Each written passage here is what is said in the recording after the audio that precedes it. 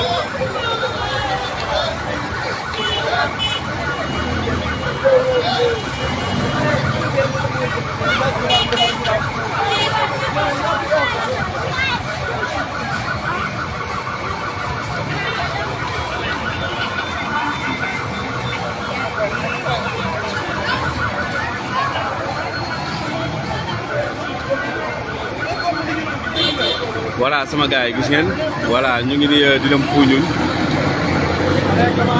di dem Foundiougne voilà gis ngeen population bi ñu génn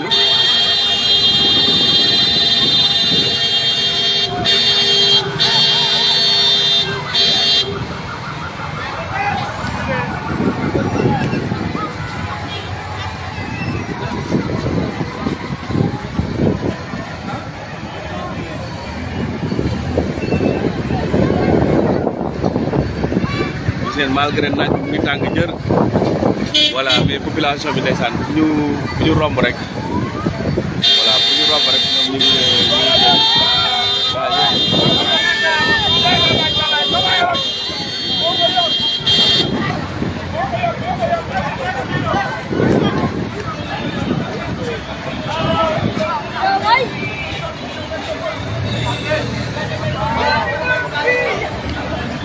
voilà ñu ngi ci convoi bi ak président Diomaye waaw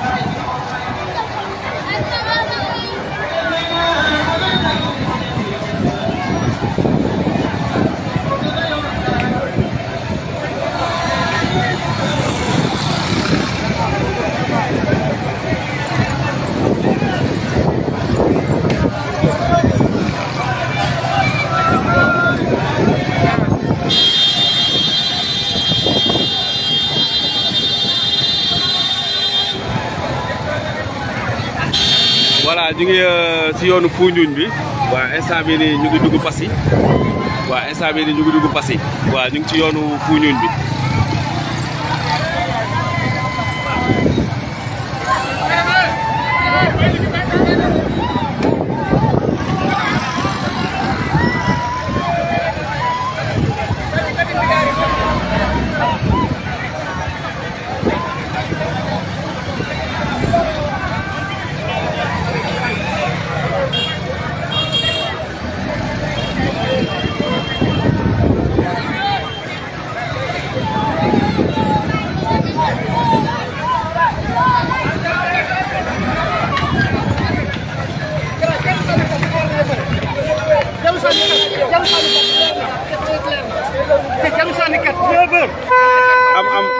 papa am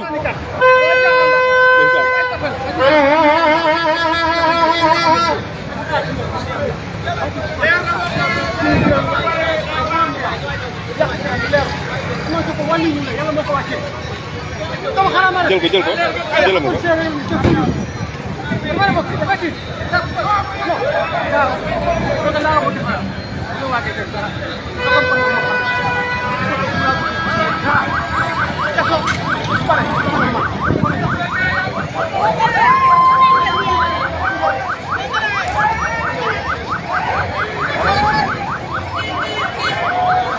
ni ñu koy wax de wàcce na vitre bu baax voilà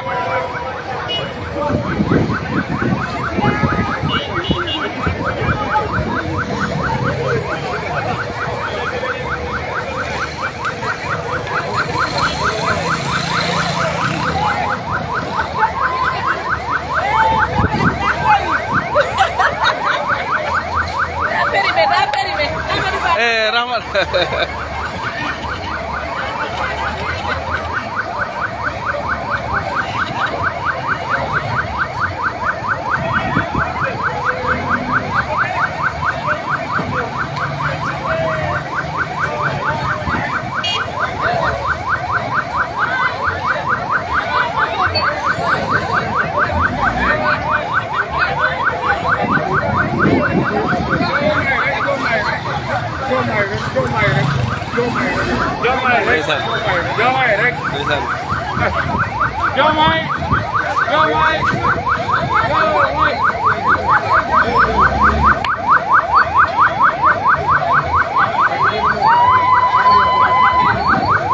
voilà gis ngeen ndeysaan waa Passy gis ngeen ñëpp a ngi génn malgré li nga xamante ne mooy weeru koor bi ak naaj bi lu mu tàng yëpp gis ngeen waaw dëkk bi yëpp ndeysaan ñu ngi génn di gàttandu ki nga xamante ne mooy seen doom di Bassirou Diomaye Faye waaw.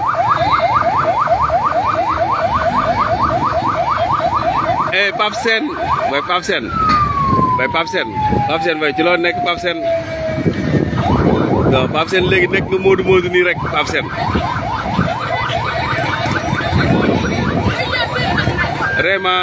vraiment noo def Dieyla ana ziar naa la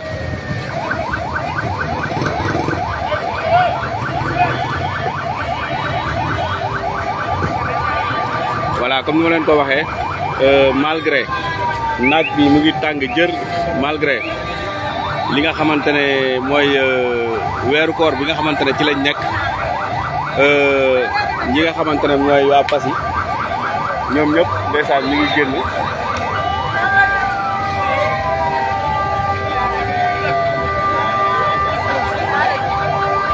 waa Riyad Passy lañ nekk Passy voilà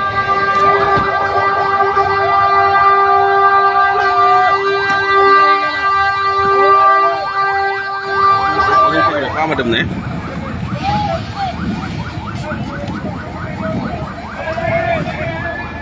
tiemo en même temps Barthélémy non def sa waña ya ci jamm ne kontaan na trop merci suivant depuis 3 ans machallah jaajëf kon ma jaajëf inshallah jaajëf ndeysaan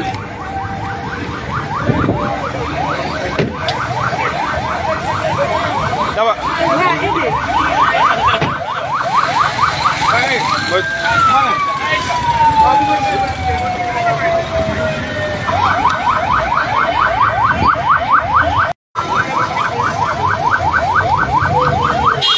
Devan jom kena portal bi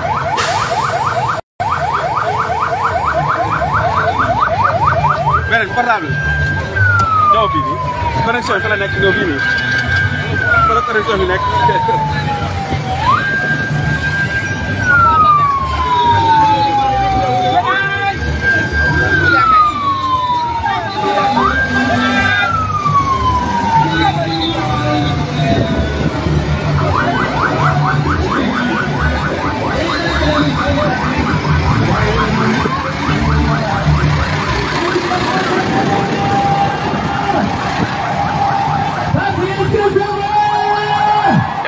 jaajëf. Voici le président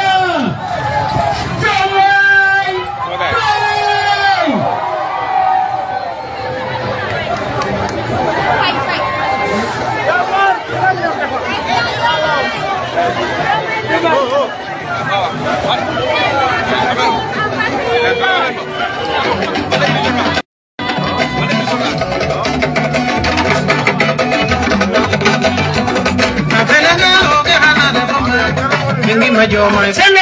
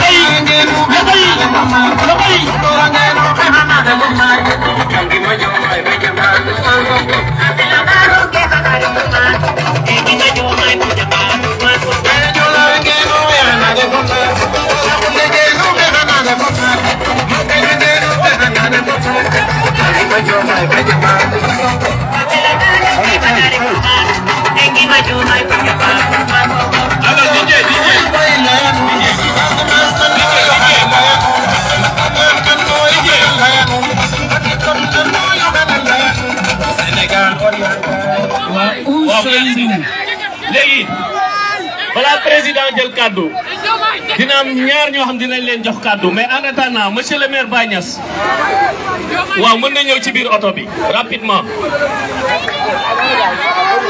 DJ Acha. Hey, ana ñi bëgg monsieur le maire. Hey, waa Passy est-ce que pare ngeen?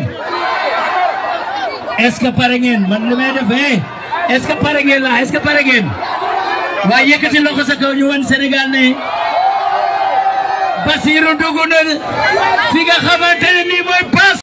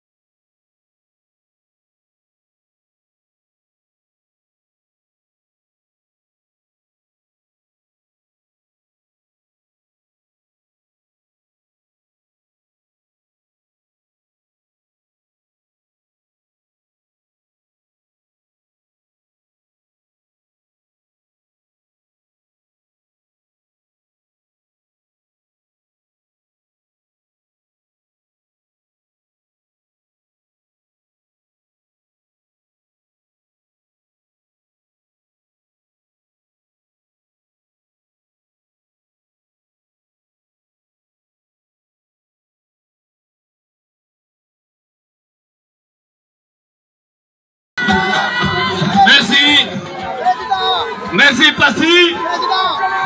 Merci le département de Foundiougne. Wow. Le président Diomaye avec sa caravane. Andiji avec les leaders de la coalition Diomaye président. Ñoo agsi fii ci Passy. Muy dorteelu suñu caravane ci biir région de Fatick. dañ ne nag dëkk soo ñëwee da ngay jaar ci buntu bi. Passy nag yàlla dogal na am nañ fi buntu.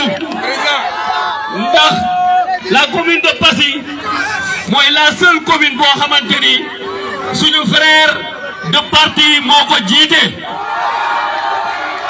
loolu nag moo tax dañ koy jox parole moom Mame Baye Niass maire de la commune de Passy. su ko defee mu dalal ñu. su paree très rapidement on donne la parole au coordonnateur Badji moom tamit mu wax ñu liggéey bi nga xam ni mu ngi am ci département en prélude des élections du dimanche 24 mars. Monsieur le maire, vous avez la parole. Merci président Ousseynou. Assalamu alaikum mbokki Passy. Assalamu alaikum la délégation dirigée par le président Bassirou Diomaye Diakhar Faye. L'homme de la situation, l'homme qui va changer radicalement le Sénégal, Diomaye, président, bienvenue. Nous nuyu les membres de la délégation ñu àndal ñu mën ci lim suñu tata Mimi Touré la première ministre. Ñu nuyu à travers ñoom képp koo xam ne ànd na ci délégation bi. Alors bi ngeen fi ñëwee fekk na ñoo xam ne ñoo fi nekkoon di liggéey. Comme il l'a souligné tout à l'heure, c'est un département qui a besoin d'être renforcé. Aujourd'hui, sur les 42 communes de la région de Fatick, il n'y a que la seule commune de Passy qui est contrôlée par le projet aujourd'hui. Nous avons des gens qui travaillent sur l'ombre, des gens qui travaillent également dans la chaleur, rien que pour la réussite également du projet. Sur ce, nous avons le coordinateur départemental Pape Ali Badji. Nous avons aussi la présence du directeur de campagne régionale, M. Djidjak Faye, accompagné d'un allié du parti, frère Ali Tunkara. Nous avons la présence aussi de nos coordinateurs des communes du département de Foundiougne présents ici. Nous avons le frère Bounama Gueye de Sokone, accompagné d'un battant, l'homme Ismaïla Kébé. Nous avons aussi le frère Massour Djanka. Nous avons également le coordinateur de Djilor présent, Ousmane Dong. Nous avons aussi le frère membre du MONCAP, Dr Fafa Sow. Nous avons le frère, le mécène social du département, dénommé Mansour Diop de Mbam. Nous avons aussi le coordinateur Ali Abakar Niès de Niassène Baboudado. Nous avons aussi le coordinateur Omar Niès de la commune de Nioro Alassane Tall. Les partis alliés représentés ici, la responsable de Awanyan et Mamad Thiam de Mimi Touré. Nous avons aussi la présence de l'ensemble des responsables départementaux, mais aussi les responsables locaux de Passy. Je pense que lors de le président, digal nañ la suñuy jooyteef ci département de Foundiougne. Résumé nañ ko jox la ko yaa ngi ko am ci programme bi yaa ma ko gën a xam. Nous voulons des solutions et de façon immédiate dans le département de Foundiougne. La solution, c'est Bassirou Diomaye Diakhar Faye, la coalition président Diomaye président, Kati dem voté ji, Ndagou dem jible ji. Merci à tout le monde, merci encore une fois. Merci. Merci monsieur le maire, kaddu yi rafet na. Te Inch'Allah am nañ yaakaar ni nga ko waxee que le programme du candidat Bassirou Diomaye Faye a pris en compte beaucoup de ces problématiques-là qu'il va soulever tout à l'heure. On donne la parole au coordonnateur Badji mu wax ñu mu dalal suñu xel xamal ñu Foundiougne fan la liggéey bi tollu ndax mën nañoo ñibbee xel mu dal wala déet. Merci beaucoup. Assalamu alaikum wa Passy. Waaw kan ngeen àndal? Kan ngeen àndal? Kan ngeen àndal? dégguma dara kan ngeen àndal Sonko mooy Diomaye mooy 2 hommes un parcours mooy Bassirou Diomaye et Ousmane Sonko yaakaar naa ko leen xamul dégg nga leen moo ki passi ma kontaan ci yéen Ousseynou Ly merci beaucoup et madame la première ministre ici présente à mes côtés ñu ngi lay sant di la gërëm di rafetlu sa teewaay suñu wet wax dëgg yàlla vraiment marqué nga li nga xam ne loolu moom mooy sa taxawaay ci li nga xam ne loolu mooy la coalition Diomaye président. alors cela dit Bassirou Diomaye Faye li nga xam ne moom mooy doomu Njagañaaw juddu 80 dama wax 5 2 hommes un parcours. Il a été étudiant à la faculté de droit, à sa maîtrise en 2004, devenu inspecteur des impôts, mais également devenu secrétaire général du syndicat des inspecteurs des impôts, comme son frère Ousmane Sonko. Bassirou Diomaye Faye moomu ñëw ne yoral ñu li nga xam ne loolu moo nekkoon les cadres du parti ñu ne déet ñu ne ba soxla nañ la feneen ñu yóbbu ko ci l'administration du parti loolu képp kuñ ko defal c'est parce que dafa am wóolute ci kawam moom moo tax ñu dénk ko. Alors Bassirou Diomaye Faye, nous sommes à Foundiougne. Je vais parler un peu des spécificités du département de Foundiougne. Département de Foundiougne, nous avons le baré. Je vais mentionner le pétrole. Vous savez, Sangomar, quoi Sangomar, ça fait le Foundiougne. La première baril de pétrole, qui est extrait. La malédiction du pétrole, nous avons Foundiougne, nous avons des problèmes de l'eau et nous pensons que vous allez l'intégrer dans ce programme. Cela dit, leneen la nga xam ne loolu moom mooy jëmbat Foundiougne mooy suñu tali vraiment am nañu tali bu jógee Foundiougne ñëw Passy dem vers Karang dem de l'autre côté mais en général bu ñu évaluer le potentiel de route bi nga xam ne moom lañu am fii ci Foundiougne malheureusement et nous faisons croire que la solution c'est avec le président Bassirou Diomaye Faye. Concernant ce qui est fait jusque-là par rapport à la coalition Diomaye président, je rappelle que Ousseynou Ly, quand vous aviez organisé la levée de fonds, la coalition Diomaye président de Foundiougne a mobilisé 4 300 000. Mais au-delà de ces 4 300 000, nous avons eu des bonnes volontés. Il embarque aussi la coalition Diomaye président, ce qui nous a permis de faire des caravanes dans toutes les 17 communes du département de Foundiougne. Lolu yakarna ko def xaarul coalition bi yexi fi pour ñu tambali liggéey bi motax ñun fi ci Foundiougne comme vous venez de le signaler nous avons eu la chance d'abriter la seule mairie bi nga xamné mom lañu gagné ci région de Fatick suñu frère Baye Niass jité ko. Et c'est raisonnable quand nous avons une juxtaposition de deux forces. Quand le coordinateur départemental de Pastef réside à Passy et que Baye Niass réside à Passy, nous pensons que c'est normal que le bloc de Songo n'est pas dañ koy daal.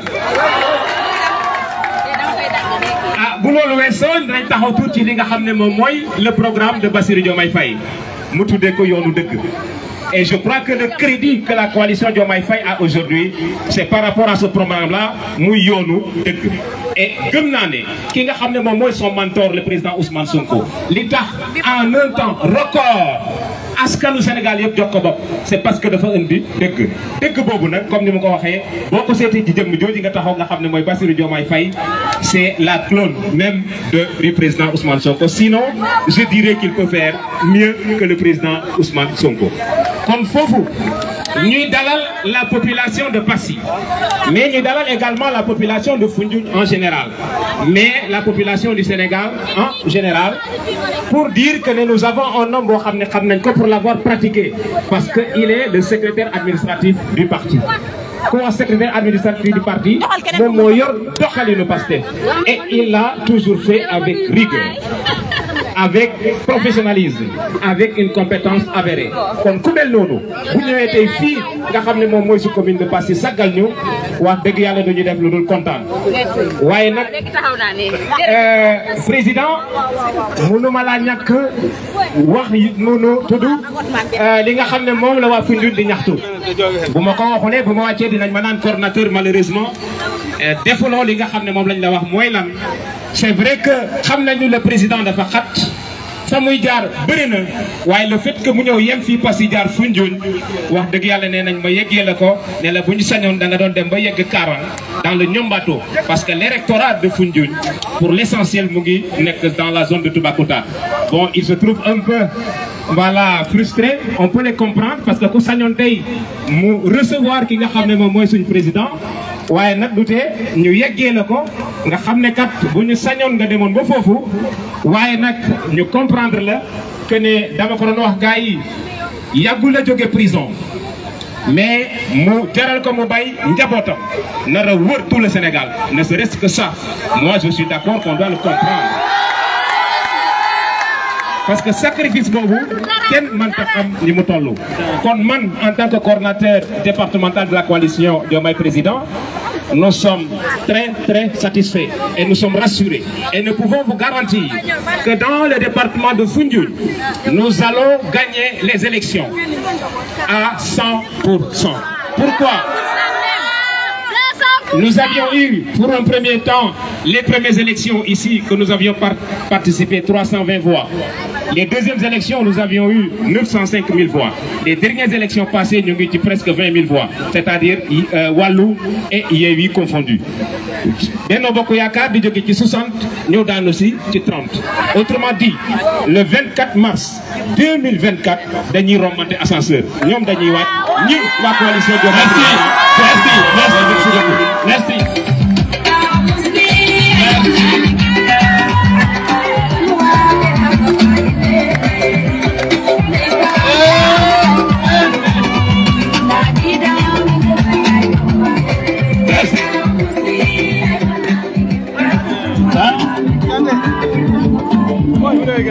Gars, dafa le président yaram bi tàng na de. Mu ngi aj loxo yi de. Yokk leen ko doole waay.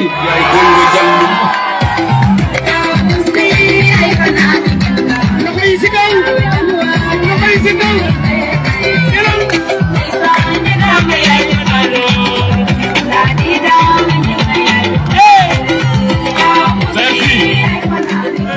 Merci.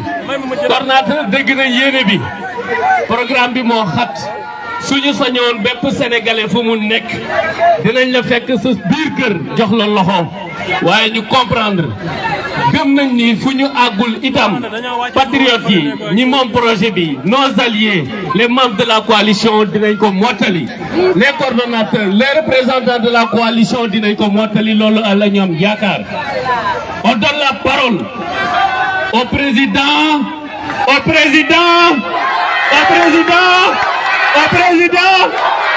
Président, vous avez la parole.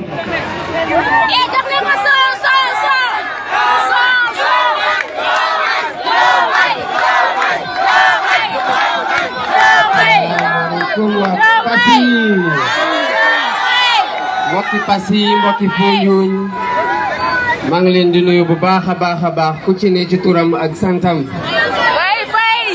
dama doon wax Ousseynou sànq woy bii moom bu mu yàgg ci caravane bi wala mu dàq animateur bi léegi day am lu muy feeñal ci man te bëgguma Sénégalais xam ko. day am lu muy feeñal ci man te bëgguma Sénégalais xam ko. foofu nag laa mën a yem. dinaa taxaw tuuti rek ci woy wi ci deux aspects. bi ci jiitu mooy ñi ko woy muy waa Saltigué ak featuring Mia Diaker. Mia xaw ma ko mais waa Saltigué xam naa leen bu yàgg. c'est un groupe boo xamante ne lépp lu ma mën pour jàppale leen ci culture séeréer j'ai essayé de le faire. parce que ay ambassadeurs lañ niñ ko amee dans d'autres localités. te c'est l'ensemble et la diversité culturelle boobu moo nekk la force du Sénégal. te moom la tamit dafa nekk suñu richesse ak suñu ancrage ñu war ko mën a liggéey ba pare exporter ko mu am ñu mu xëcc ci biir réew mi am lu mu juural réew mi ci kaw loolu moo tax ma leen di jàppale muy benn. ñaareel bi nag woy bi ku dégg séeréer xaw ma ndax dégg ngeen xaw ma déggu leen nu nanaa séeréer waaw xanan naa séeréer yonu be yoon non les séeréer sont minoritaires ici waaw woy la boo xamante ne dañ ci njukkal suñu waajuri jigéen yi te mu doon occasion pour ñun homme politique ñu taxaw ci tuuti mu doon prétexte rek bi tax ñu wax ci jigéen ak importance place bu mu war am dans la société sénégalaise te waru ko ñàkk mukk ñu war ko continuer di ko promouvoir parce que jigéen fu mu baaxee rek société bi doom baax fa société bi baax kon jigéen ak doom fu ñu baaxee rek baaxal ñi des yëpp ci biir kër ga kër ga bu baaxee koñ ga baax koñ ga bu baaxee dëkk bi baax dëkk bi baaxee Sénégal yëppay baax ñu am chance nag nekk ci dëkk boo xamante ne dañu am ay jigéen yu am jom yu nangoo liggéey ba pare jekk lool macha allah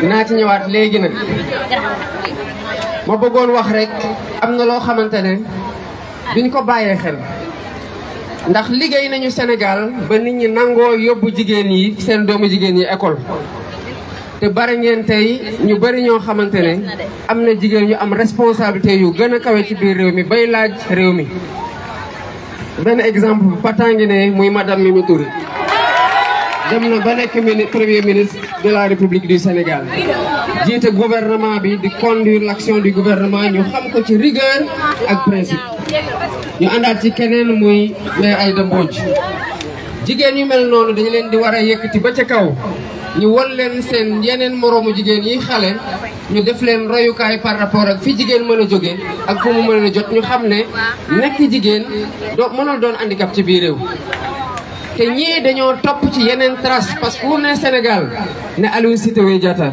ku ne Sénégal ne Njëmbat Mbodj ku ne Sénégal ne Ndata Yàlla kon jigéen yàgg naa am taxawaay gu war te ku ne Sénégal ne Yacine Boubou donc exemple jigéen ñuy mën a joxe en référence ci histoire ci taarixu Sénégal ak ci fi jamono toll bari na mais ndool dafa tax ay xale jigéen yu bari tey bëgg nañ dem école ñu ngi jàng am nañu xel xëy na sax bokk nañ ci nekk premier ci seen classe waaye yenn saa ñu dem école mu am lu leen di dal te du dal xale yu góor yi yenn saa yi métit yi duñ ko mën a dekku duñu am sax lu ñu jëndee garab gu ñu naanee mu calmé wu yenn saa yi sax luñ ci war a boole pour mën a toog mën a déplacé wu duñ ko wax duñu am luñ ko jëndee mais loolu dafa jaadu bu ñu leen yóbboo école ba ñu dem fa di góorgóorlu ba seen taux d'achèvement maanaam ñoom lu ñuy gën di paral seen njàng moo sax commencé gën a bëri bu jigéen yi bu góor yi nañu leen jàppale ci li leen fay toogloo surtout ci étape bu ñu nekk dañuy bëri soxla ndax dañuy commencé dooni jànq ak lu mu àndal yëpp commencé defaru te war continuer seen njàng pour góorgóorlu doon ñoo xamante ne bu ñu tekkee rek wallahi azim dimbali ñu bëri. donc à toutes les femmes du Sénégal ak fépp fu ñu ma dégloo quel que soit métier bu ñuy exercer quel que soit fu ñu nekk y compris ñu toog ci kër yi di yar njaboot gi xam leen ne amel nañu leen njukkal te le candidat Bassirou Diomaye que je suis je vous rends un hommage boo xamante ne fu ngeen ko natt rek weesu na ko.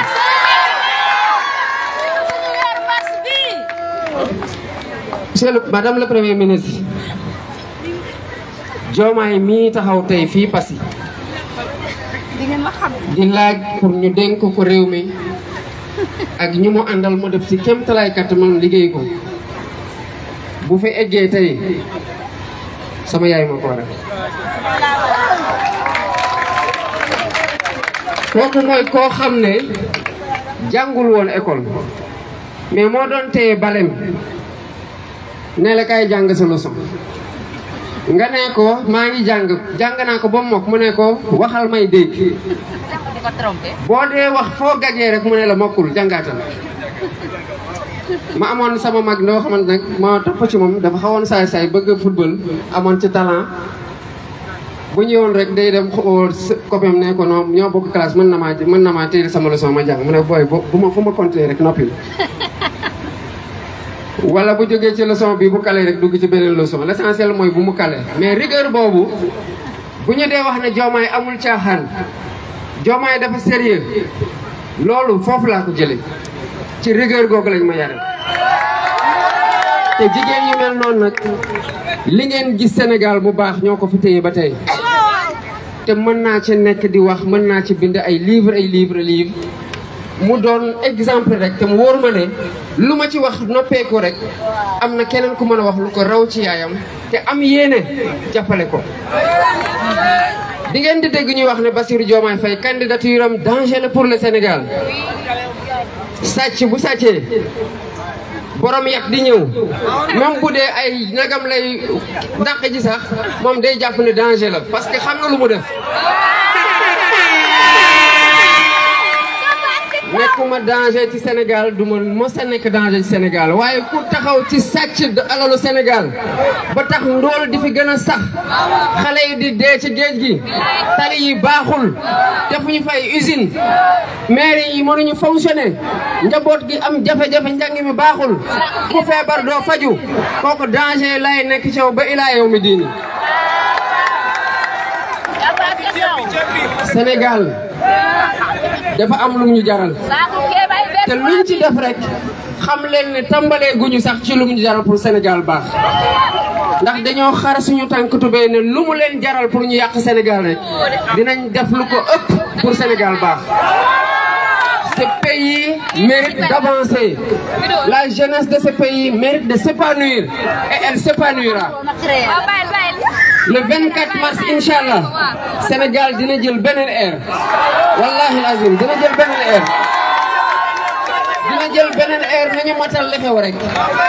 Lu ne def nañu ko pour ñu bañ a am candidature. Candidature bi taxaw na. Tey nañu kaso lu ñu mën.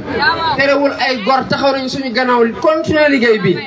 Ba tey la coalition Diomaye Président est la coalition la plus puissante aujourd'hui. Sama gars yi ban coalition moo am possibilité tey am benn leader muy candidat bi di mobiliser lu toll nii am beneen leader bu jaar feneen di mobiliser lu ëpp loolu wala lu toll noonu ban moo ko am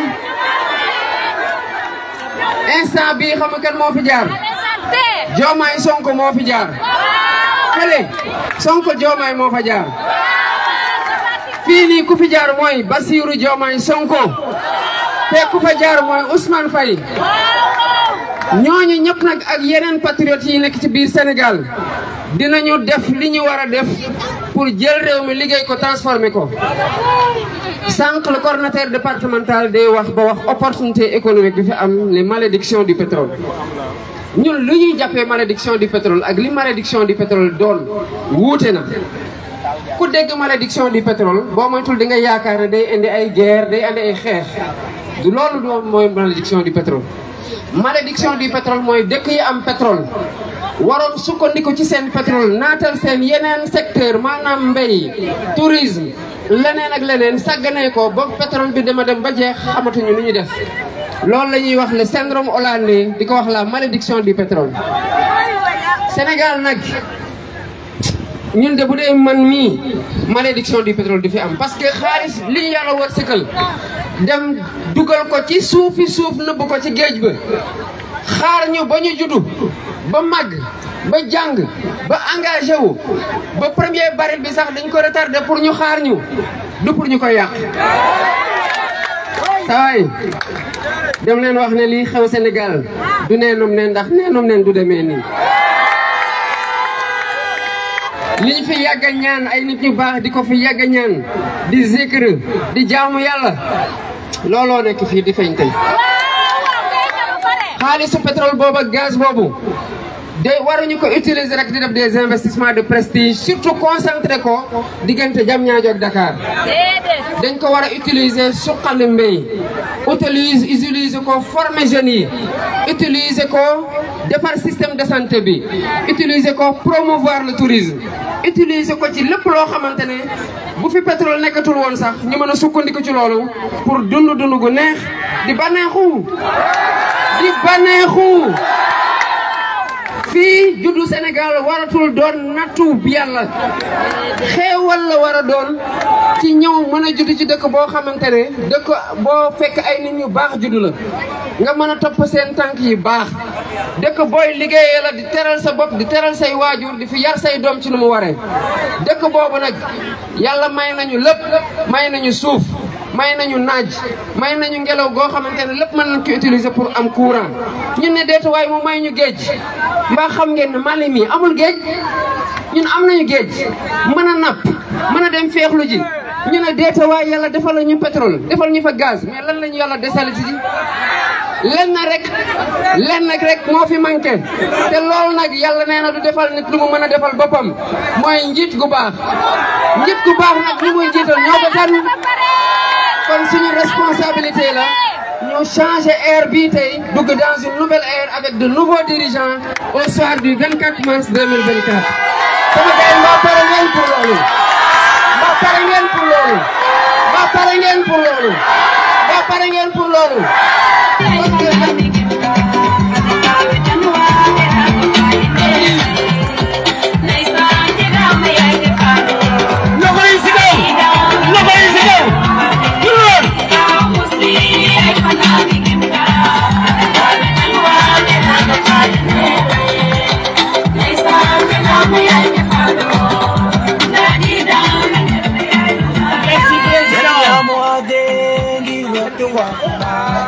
rek laa mën a bëgg a jeexale pétrole gii nekk Foundiougne Sénégal benn raffinerie la am raffinerie boobu buñ ko installé yàgg na tey ak pétrole bi nekk fii gaz bi war nañoo mën a ubbi fii une nouvelle raffinerie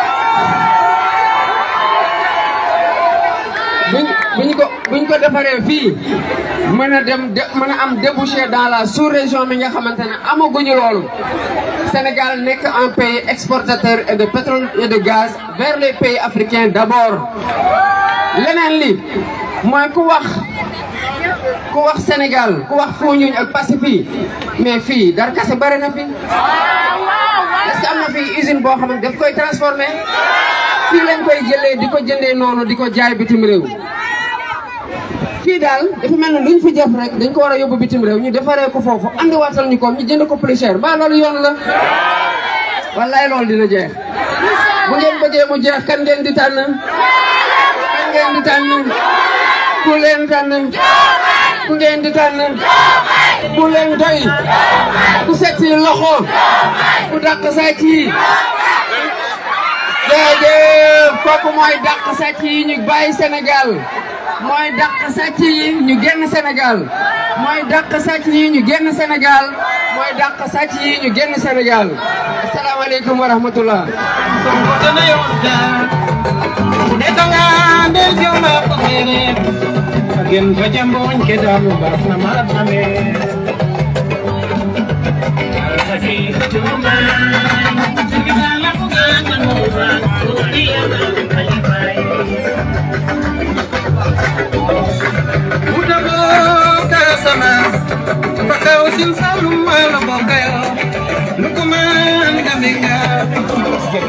Sénégal oriental, c'est pas tout et voilà, merci le président Diomaye. Alors on va ici commencer. Délégué voix facile.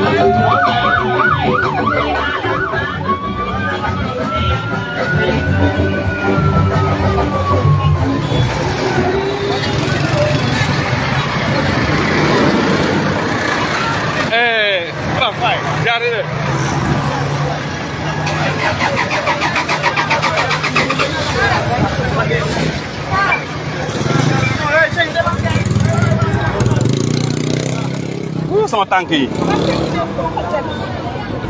maa ngi bëgg non Diomaye toj na fi màgg ci discours am non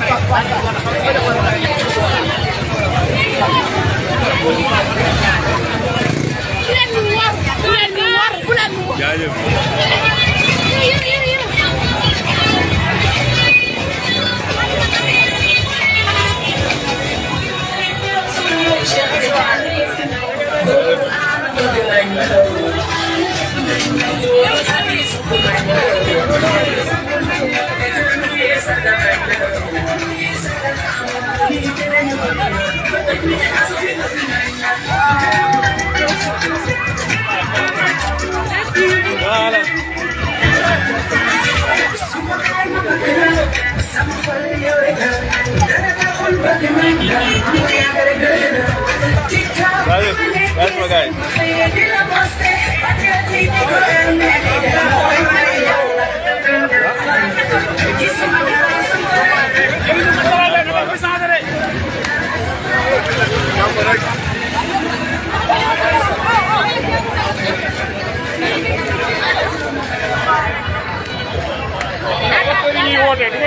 Une sensibilité. Hein? Une sensibilité gars quoi. OK, merci.